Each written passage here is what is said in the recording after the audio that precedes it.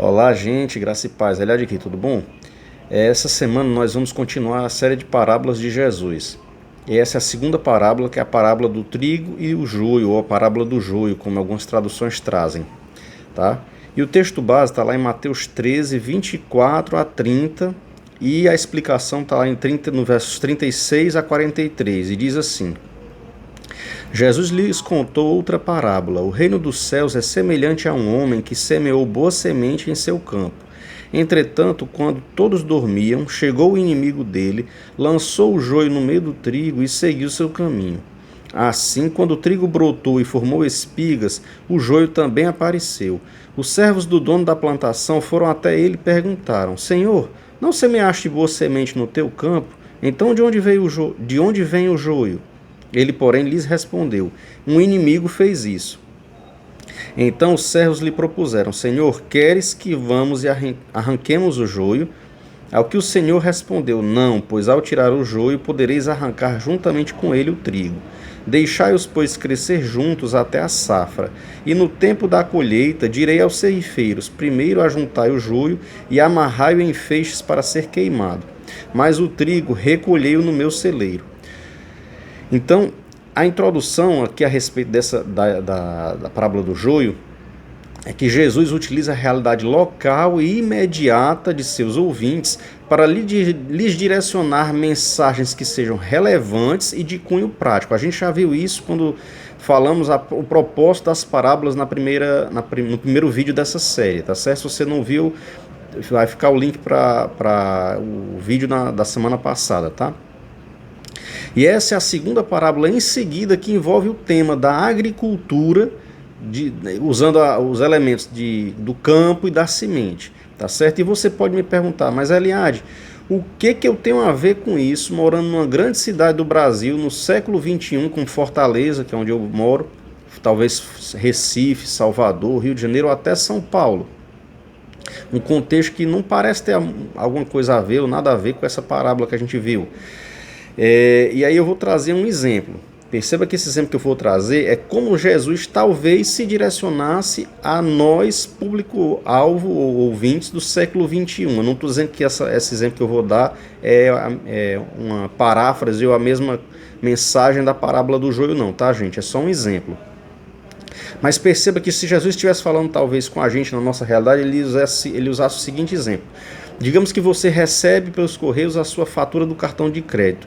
E é a maior fatura que você já recebeu. Uma fatura tão volumosa que o carteiro teve que deixar lá de fora e não colocou na caixa de correio porque não ia caber. Aí você toma um susto. Quando você começa a abrir, você percebe que não foram as compras que você fez, são os seus pecados.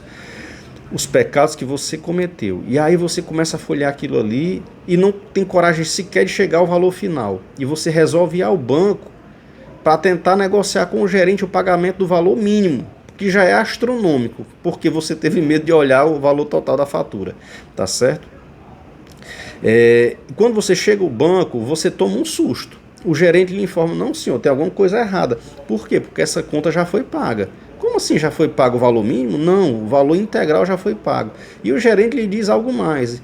E olha só, a pessoa que pagou deixou em crédito o valor suficiente para você ter várias faturas dessa para até o restante da sua vida. Aí você acha estranho: como pode alguém ter feito um negócio desse por mim? Aí você pergunta: quem poderia ter feito? Primeiro pelo valor, né? E segundo pela graça, né? Aí o gerente disse: não, foi o presidente do país que fez isso por você.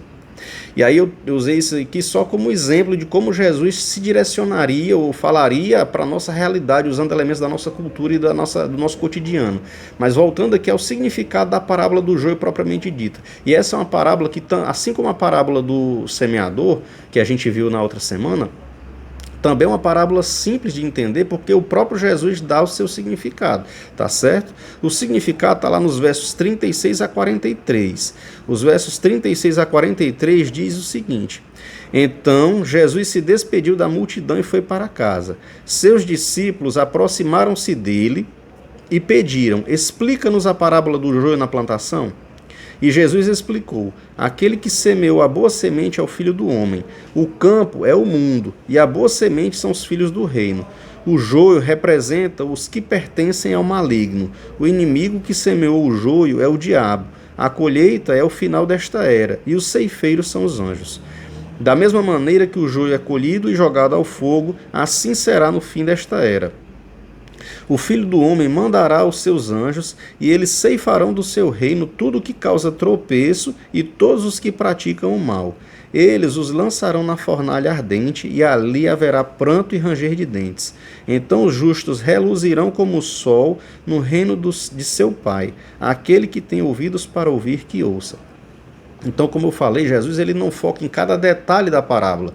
Não, ele foca nos aspectos principais, que são os seguintes: o que semeia a boa semente é o Filho do Homem, o próprio Jesus, que é o que está lá no verso 37. Em segundo lugar, o campo onde a semente é plantada é o mundo, verso 38. A boa semente são os filhos do reino de Deus, está lá no verso 38.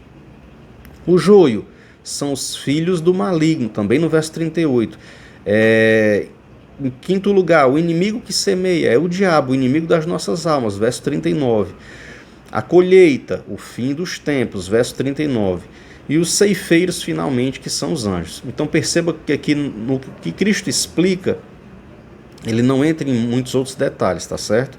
Mas essa parábola fala ainda sobre o destino do joio, ou seja, o fogo, a fornalha, está lá nos versos 40 a 42, assim como o destino dos justos, que é resplandecer no reino de seu Pai.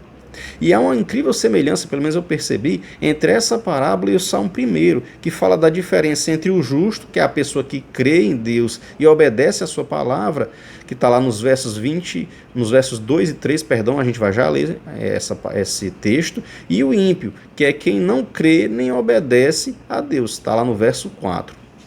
Vamos lá abrir no Salmo 1.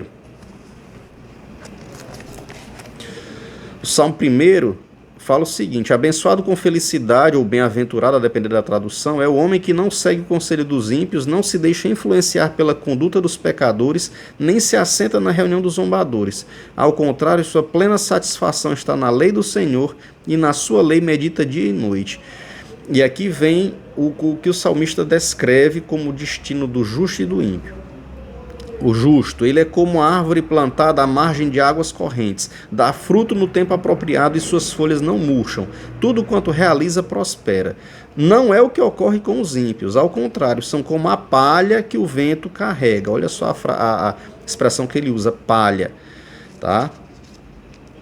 Por isso os ímpios não sobreviverão ao julgamento, nem os pecadores na congregação dos justos. Pois conhecer o Senhor é o caminho dos justos, o caminho dos ímpios, porém, conduz à destruição. A destruição. Então, a palavra que o salmista usa como metáfora para descrever o ímpio é a palha que o vento carrega. Joio. Joio é essa palha. O destino dos justos é conhecer o Senhor, enquanto o dos ímpios é a destruição, descrita na parábola do joio como fornalha.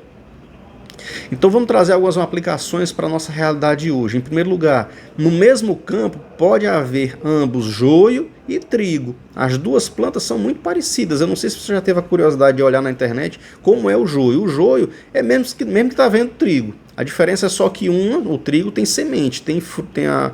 Não vou dizer que é fruto, porque eu não entendo, né? Mas tem a semente, e o joio é só a palha seca.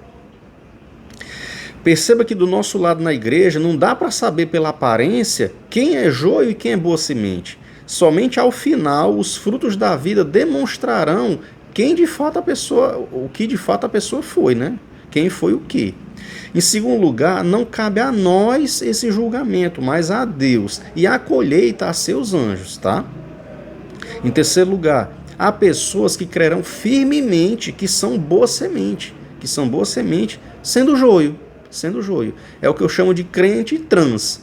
Eu já até falei sobre isso, eu usei o termo ovelha trans.